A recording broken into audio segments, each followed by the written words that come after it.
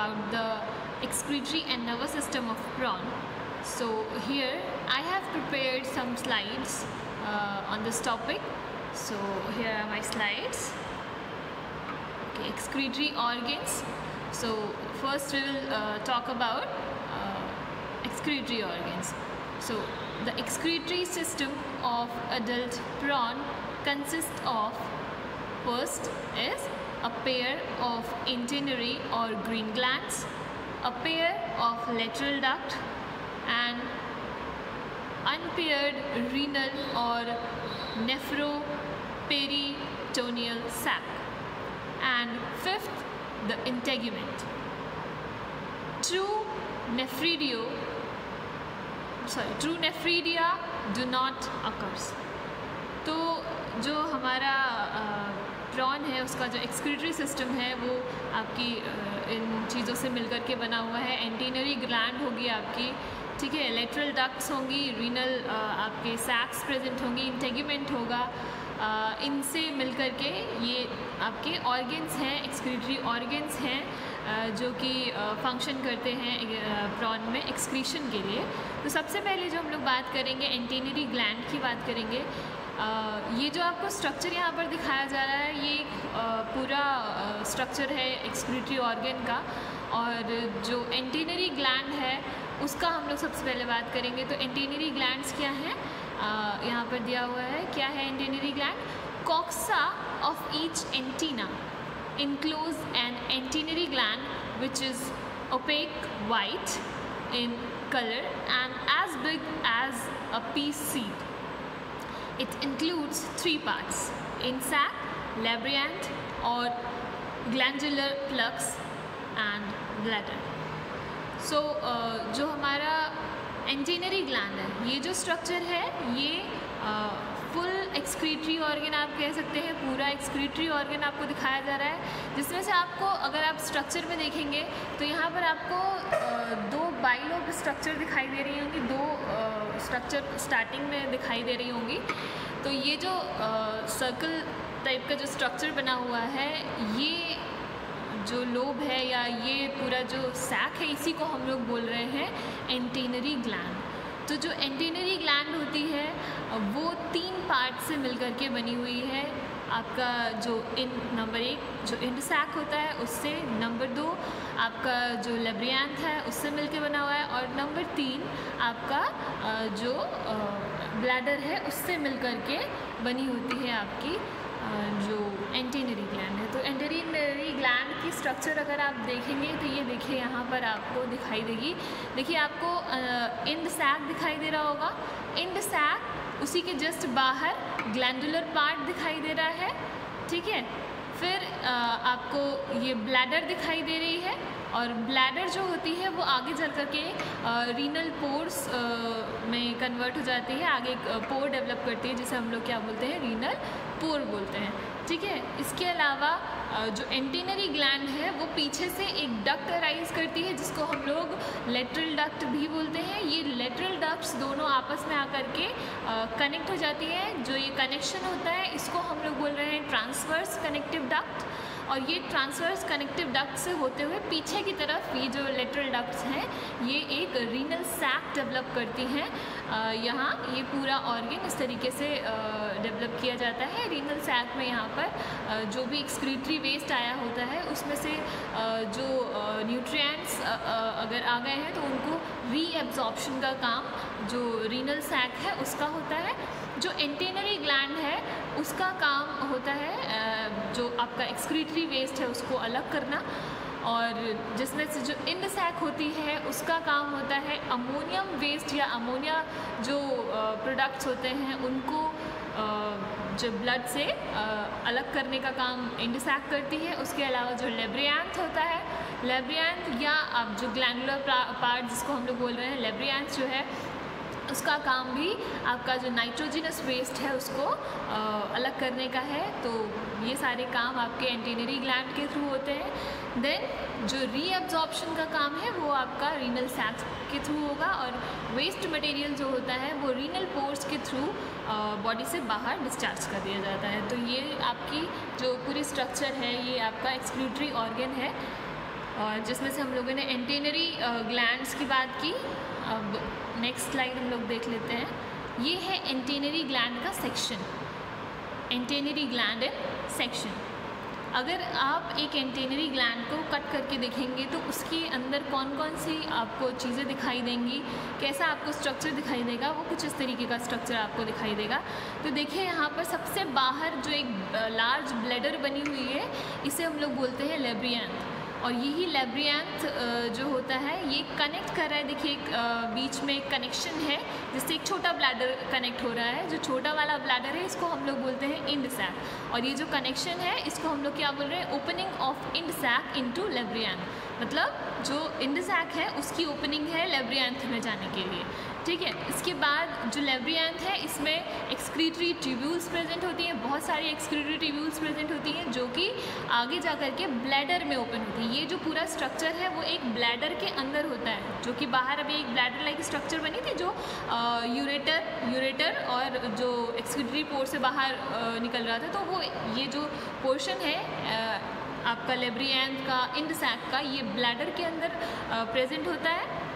और ये जो आपके एक्सक्रीटरी ट्यूब्यूल्स हैं इनका काम होता है एक्सक्रीशन परफॉर्म करना, ब्लड से एक्सक्रीटरी वेस्ट को रिलीज़ करना, और जो एक्सक्रीटरी वेस्ट है उसको जो ब्लैडर है उसके अंदर रिलीज़ कर देना। मतलब लेब्रियांथ से आपका जो एक्सक्रीटरी वेस्ट होगा वो ब्लैडर के अंदर, सबसे पहले जो अब एक्सक्रीटरी वेस्ट है वो इंड सैक से आपका प्यूरिफाई किया गया, देन इंड सैक से प्योर करने के बाद में एक्सक्रीटरी वेस्ट को लेब्रियांथ में ट्रांसफ़र कर दिया जाता है, और लेब्रियांथ से फिर प्यूरिफिकेशन होने के बाद में इसको ब्लैडर में ट्रांसफ़र किया जाता है। एंड देन ब्लैडर से ट्रांसफ़र होने के बाद ये लेटरल डक्ट से होता हुआ रीनल सैक में पहुंचता है। तो जो भी कुछ मटेरियल, जो भी कुछ मिनरल्स या वाटर एक्सेस अमाउंट में यहाँ पर आ जाता है तो उसको रीअब्जॉर्ब करने के लिए जो रीनल सैक होती हैं उनका यहाँ पर रोल होता है। एंड देन जब ये रीअब्जॉर्प्शन हो जाता है तो जो भी एक्सक्रीटरी वेस्ट है वही लेटरल डक्ट से होते हुए आपका ब्लैडर में आएगा, यूरेटर में आएगा, और यूरेटर से होते हुए आपका जो पोर है एक्सक्रीटरी पोर, उससे बॉडी से बाहर डिस्चार्ज कर दिया जाता है। तो इस तरीके का स्ट्रक्चर है। और यहाँ पर आप देखेंगे तो जो आपका इंड सैक है, जो छोटा वाला ब्लैडर आपको दिखाई दे रहा है, इंड सैक, इसमें आपको रेडियल सेप्टा भी दिखाई देंगे, ब्लड लैक्यूना यहाँ पर प्रेजेंट होती है, या ब्लड साइनस यहाँ पर एक तरीके का प्रेजेंट होता है जो कि यहाँ पर प्रॉपर ब्लड सप्लाई के लिए रिस्पॉन्सिबल है। अगर जब तक ब्लड सप्लाई नहीं होगी तो हम प्यूरिफिकेशन किसका करेंगे, क्योंकि ब्लड का ही तो प्यूरिफिकेशन हमें करना है। यहाँ पर जो एक्सक्रीटरी वेस्ट ब्लड में प्रेजेंट होता है उसको हमें यहाँ से रिमूव आउट करना होता है। तो यहाँ पर ब्लड की सप्लाई प्रॉपर की जाती है कहाँ पर, इंड सैक में, और यहाँ से ब्लड प्यूरिफिकेशन का या एक्सक्रीशन का जो प्रोसेस है वो किया जाएगा। और बीच बीच में जो पोर्शन आपको दिखाई दे रहा है ये कनेक्टिव टिश्यू है। इसके अलावा एक एंटेनरी आर्टरी भी यहाँ पर प्रेजेंट होती है जो कि ब्लड सप्लाई के लिए ही रिस्पॉन्सिबल होती है।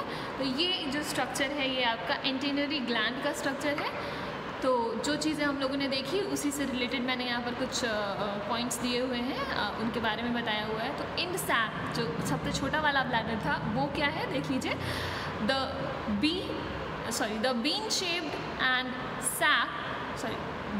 shaped end sac is the smallest part lying between bladder and labyrinth. Internally, it consists a large central blood lacuna. Its wall, made of two layers, projects into central cavity in the form of radial septum. Outer thick layer of wall consists of connective tissue containing numerous small blood lacunae, while inner thin layer consists of large excretoepithelial cells. तो इस तरीके का जो मैंने जो चीज़ें बताई वही चीज़ें यहाँ पर लिखी हुई हैं। तो इंड सैक होगी। इसके बाद इंड सैक कनेक्ट करती है लेब्रियांथ से। तो लेब्रियांथ क्या है, लेब्रियांथ और glandular plexus is relatively larger than the end sac and lies on its outer side.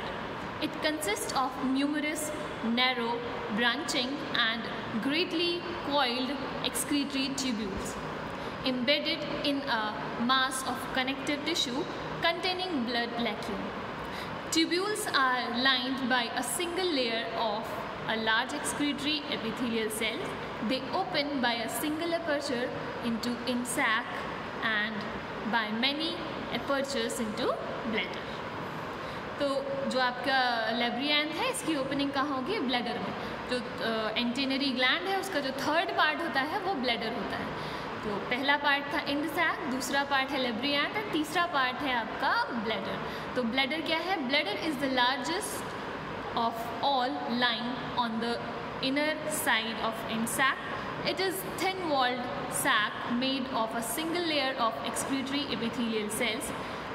Its inner wall is prolonged as a short excretory duct or ureter, which opens outside through a small rounded renal pore situated on a papilla on the inner surface of the coxa of antenna.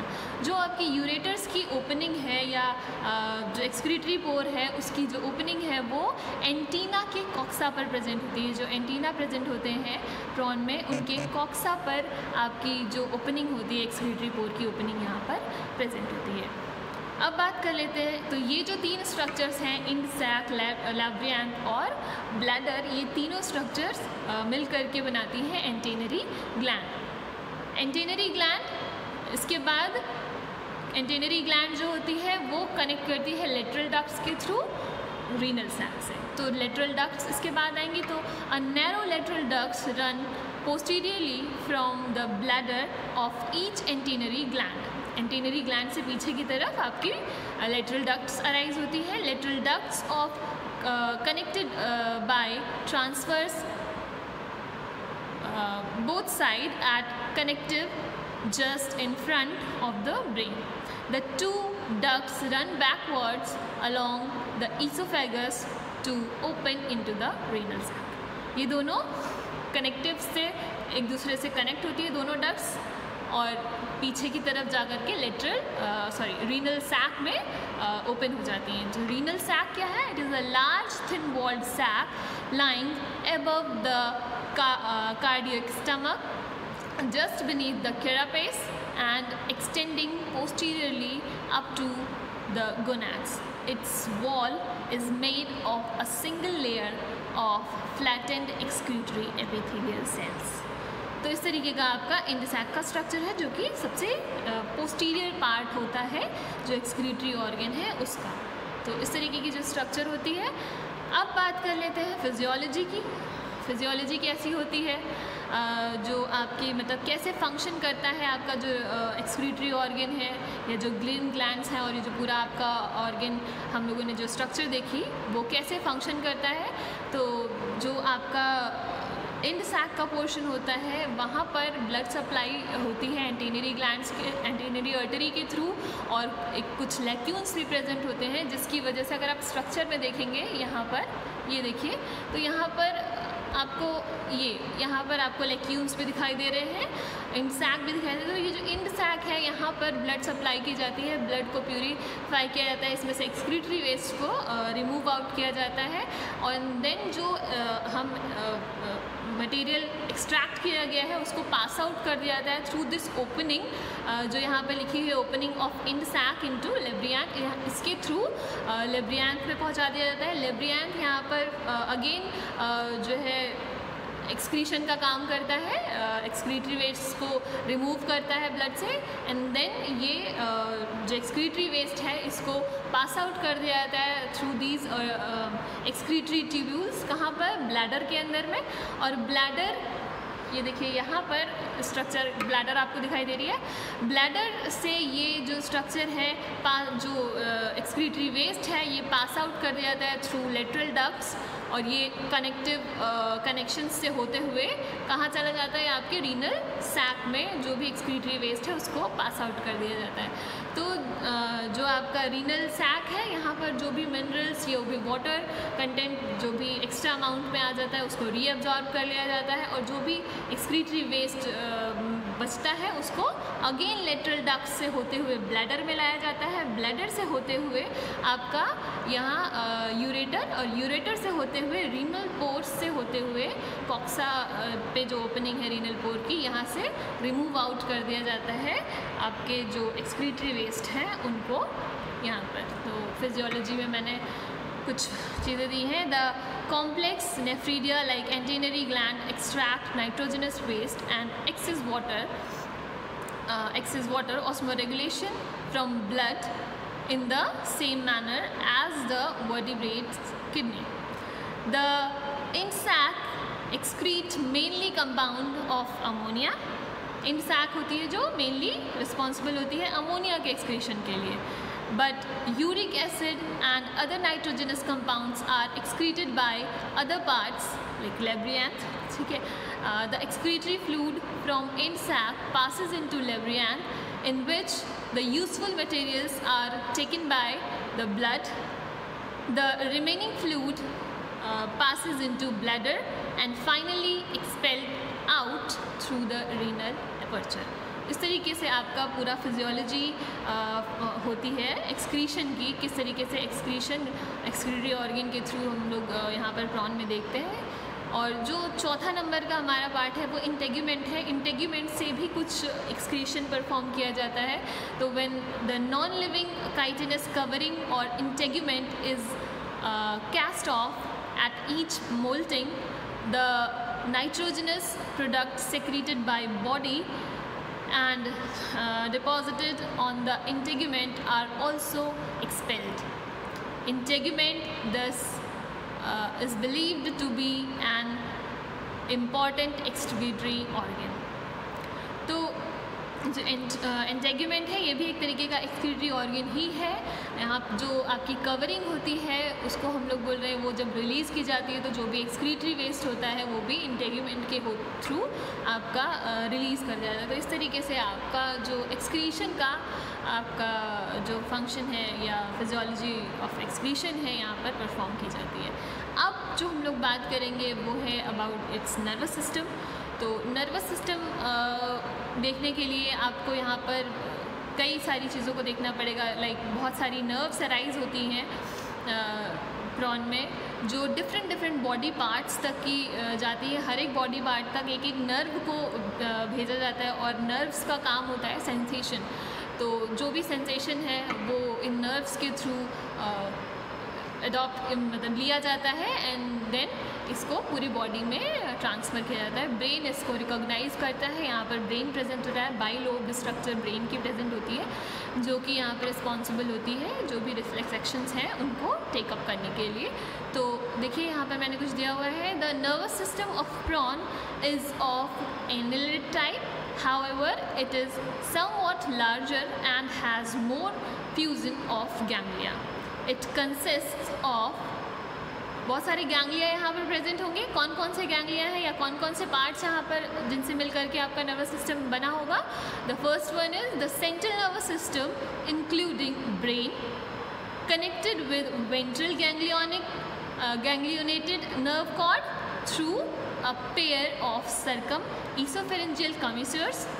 The peripheral nervous system includes nerves.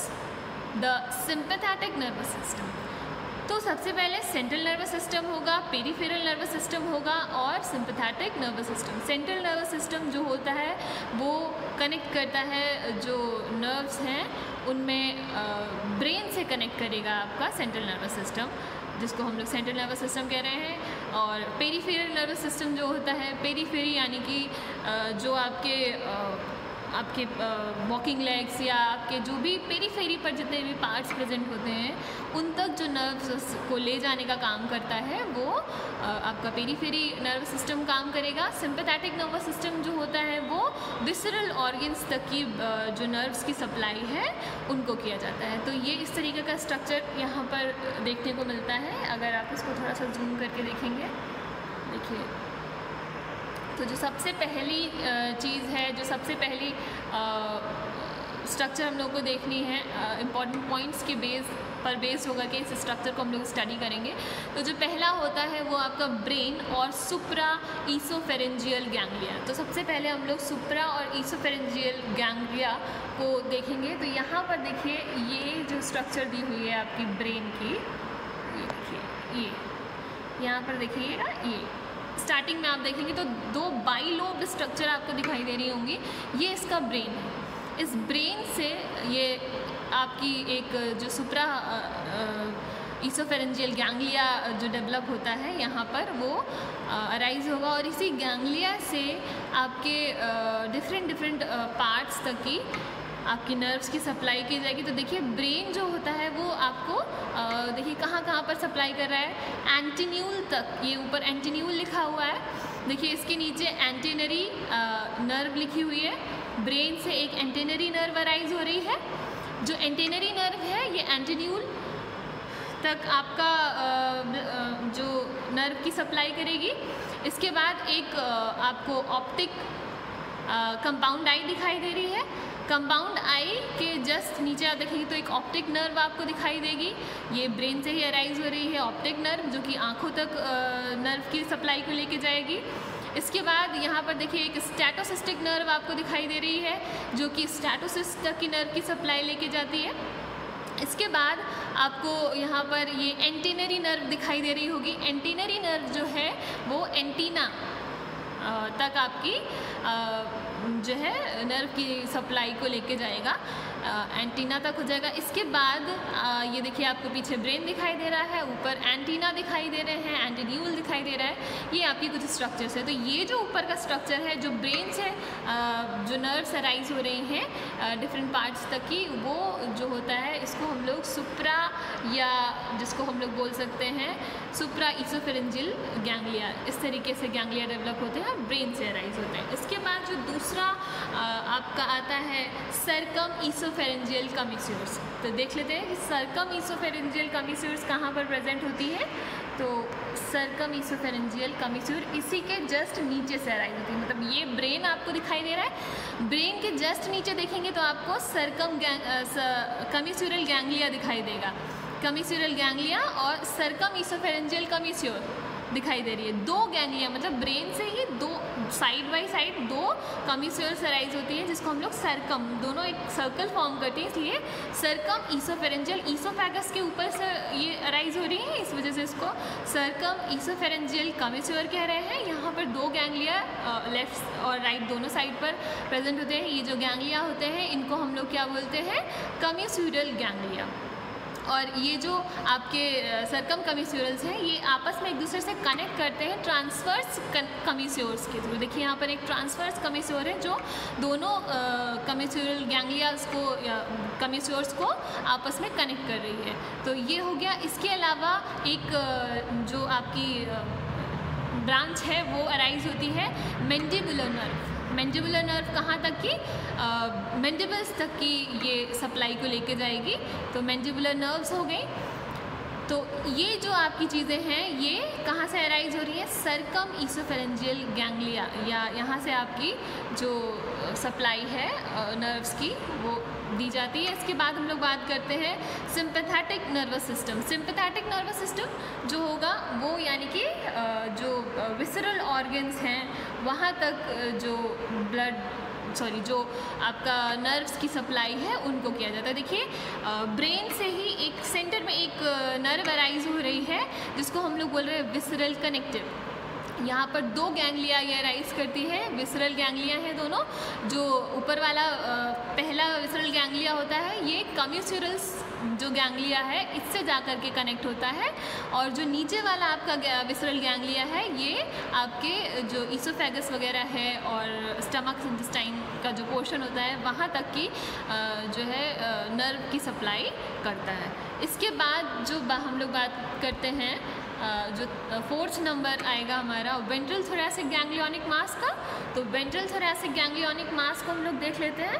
तो इसी के just नीचे जहाँ से हम लोगों ने ये जो सर्कमफेरेंजियल कंप्लीट की है इसी के जस्ट नीचे देखिए तो जो सर्कमफेरेंजियल्स थी ये कनेक्ट होकर के एक मास डेवलप कर रही है जिसको हम लोग बोल रहे हैं वेंट्रल थोरैसिक गैंग्लियोनिक मास।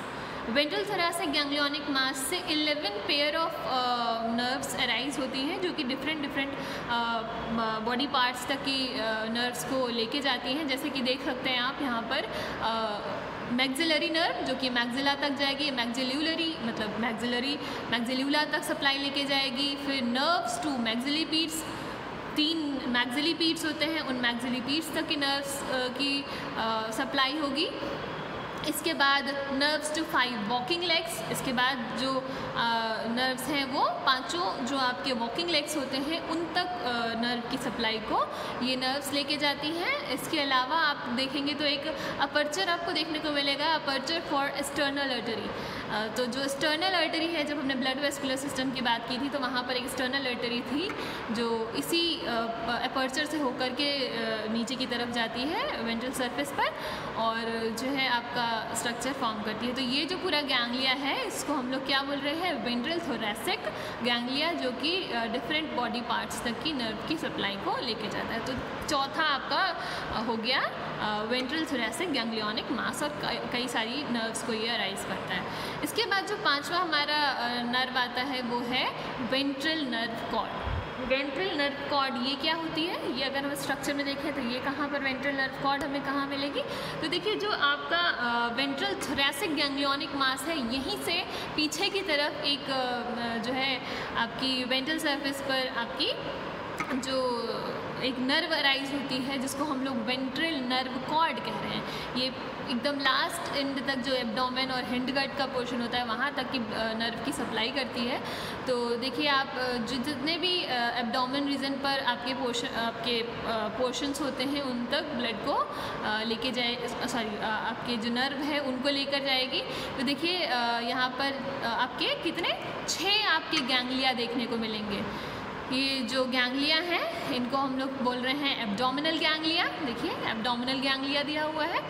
इसके बाद हर एक गैंग्लिया से 3 आपकी नर्व्स अराइज होती है। जो पहली नर्व होती है वो पीडल नर्व टू प्लियोपॉड, प्लियोपॉड में जाती है वो, पीडल नर्व हम लोग इसको बोलते हैं। इसके बाद दूसरी नर्व देखिए nerve to extensor muscle, extensor muscle तक जाती है। फिर नर्व टू फ्लेक्सर मसल, इस तरीके से फ्लेक्सर मसल में। तो हर एक सेगमेंट में जो गैंग्लिया प्रेजेंट होगा वो 3 नर्व्स अराइज करेगा और हर नर्व अलग अलग आपके प्लियोपॉड और मसल्स तक की नर्व्स जाती हैं, नर्व्स को लेकर के जाएगा। जो लास्ट वाले सेगमेंट में जो गैंग्लिया प्रेजेंट होता है, 6 नंबर के सेगमेंट में जो गैंग्लिया प्रेजेंट होता है, यहाँ पर ये गैंग्लिया जो नर्व्स को लेके जाता है यूरोपॉड तक लेके जाएगा और आपकी nerves to muscles of telson तक नर्व्स को लेके जाएगा और नर्व्स टू हिंडगट तक जो नर्व की सप्लाई है उसको यहाँ पर जो गैंग्लिया है ये रिस्पॉन्सिबल होता है यहाँ पर नर्व की सप्लाई के लिए। मतलब डिफरेंट बॉडी पार्ट्स तक की नर्व की सप्लाई की जाती है और ये नर्व्स सेंसेशन को एक्सेप्ट करती है और हमारे ब्रेन को ये जो है सिग्नल देती है कि यहाँ पर कोई चीज़ है और इस तरीके से ये सेंसेशन का काम करती है। तो इस तरीके से पूरा इसका फंक्शन होता है। और thank you for watching the video. Thanks.